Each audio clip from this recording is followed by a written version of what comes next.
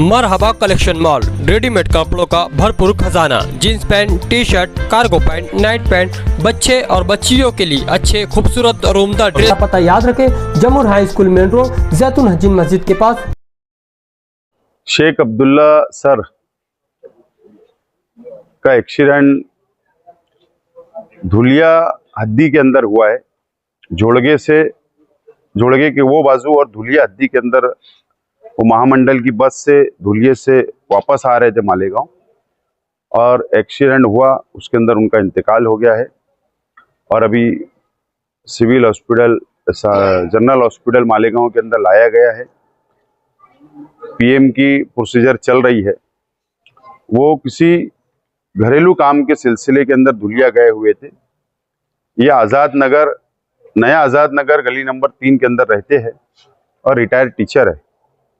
अभी प्रोसीजर चल रही है और बाकी एक्सीडेंट वहां पर बड़ा हुआ है, लेकिन और दूसरे शहरों के भी लोगों का हुआ है। बाकी पुलिस उसकी इंक्वायरी कर रही है। हमारी धुलिया पुलिस से भी बात हुई है, मालेगांव पुलिस से भी बात हुई है और अभी पंचनामा की प्रोसीजर चल रही है।